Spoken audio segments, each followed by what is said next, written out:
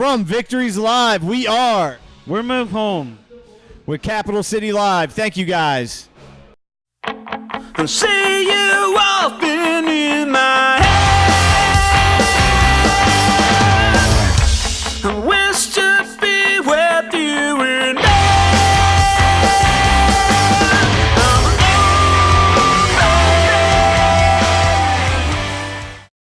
Hey guys, it's Tim with Capital City Live, and I'm here with Move Home. Guys, how you doing today? Good. How are you guys doing? Excellent. Good. Just got done watching your blazing set. Well done, as always. If you could do me a favor, just introduce yourselves. My name is Matthew Ellis, guitar. Gary Adkins. Alex Lee, bass. Mark Johnston. He plays guitar, but I'm Dave and I sing. Great. Well, once again, guys, good job tonight. That was, as always, a very energetic performance. Seems like that's a trademark of what this group brings to the local scene. I don't know if there's anybody that puts as much passion into their stage show as you guys do. Is that a conscious decision that you wanted to really be known for that, or is it just a byproduct of For me, it's all about just roots of punk rock. Growing up, like as a 14-year-old skateboarder, punk rock was part of the whole scene. So I just always grew up with that high energy. You know, for me anyway, that's where it all comes from. Yeah, I agree with Dave. Like, we just kind of came up in that scene. We just want to, put a lot of energy into it. Now, it's organic for us. Like, we don't, necessarily plan for that. But Ellis here, does, he practices his moves at practice. I mostly just hope to get out unscathed without any injuries. As long as that happens, it was a good show, no matter attendance or not. As long as no one gets injured, then it was a success. I think stretching's the key. You got to get a good stretch. There have been injuries. Many injuries. There have been a few injuries. Ankle injury, and I smashed my head, and I was bleeding on my head. That was my favorite show ever. He was walking around with a shirt on the top of his head for half the set, Just finishing soak up up. the blood. Yeah, I thought he was concussed, man. It was amazing. I think for me, it's just really about having a good time. And I think that when you're doing something you really like to do and something that's really fun, you're going to be excited about it. You kind of just get locked in and you're enjoying yourself and having a good time in the moment. And so that's kind of the physical expression of that, I guess.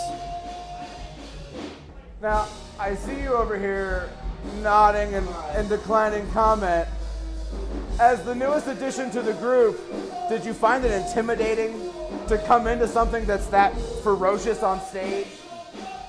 Not really. I mean, as you can see, I'm the mellow guy, but I've been playing forever, so I just enjoy playing, and that's all that I know, and about it. We've known Mark from around the way anyway, so it wasn't like, oh, Mark's the new guy. Like, it's just, it is what it is. We're all buddies, and I think that's why this band works so well, that, we all get along outside of band activities. Now, you guys just wrapped up and released a record within the last few months, and you recorded with some local scene royalty, as it were. Tell me a little bit about that process. Yeah, we were lucky enough to get to have Micah Carlee from Hawthorne Heights fame, I guess, name drop. Excuse me. Let me grab that for you.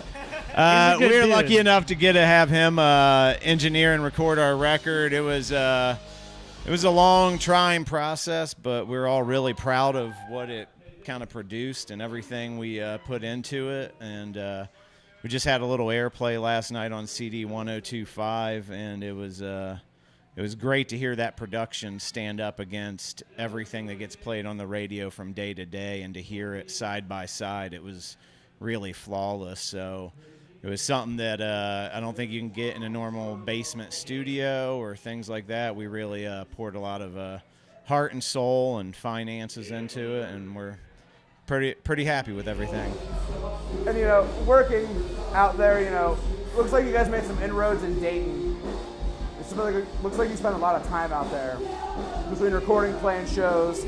How does that area, which has always been kind of known as hardcore country, compare to Columbus, which casts a really wide net in terms of musical styles, genres, a lot of cross-pollination?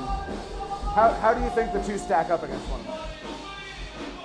I think there are really, really, really good bands in both towns. I think Dayton is, I'm not an expert. I can't speak on it with absolute certainty, but I think the shows that we've played out there and the shows I've played out there in other bands, the genres are spreading out. As a 20-year-old playing shows at VFW halls, we 6 or 7 bands, and there'd be a couple emo bands, a couple metal bands, a rap band, and a punk rock band. And I like shows like that, where not all the bands sound the same, not all bands are the same. It's nice to be able to hear the difference, like the different genres and the different things that bands are doing. I feel like we do pretty well in Dayton. We typically get a pretty good response there. I think that the people that come out to the shows are people that just love music, either because they love it or they love playing it. And I think that they can respect when a band is decent, And we've made friends with lots of bands out there too. There's a lot of really good dudes playing music in Dayton. You mentioned Columbus casting a wide net, and I think there's just as much variety in Dayton, but there are only so many places to play in Dayton. There's so many places to play in Columbus, and things get so spread out that multiple shows are happening in Columbus, but they're so far away from each other. Dayton, so it's a block away, so everyone can hit up every show. So I think that's what the difference is. We're just too spread out in Columbus, to get the kind of response that Dayton gets. All right, well, guys, thanks a lot for chatting with us tonight. Really appreciate it. Thanks for watching. For additional footage, including a live performance from Move Home, subscribe to our channel. Make sure to like us on Facebook at facebook.com/Capital City Live Ohio. Signing off from Victory in Columbus, this is Tim. Thanks for watching.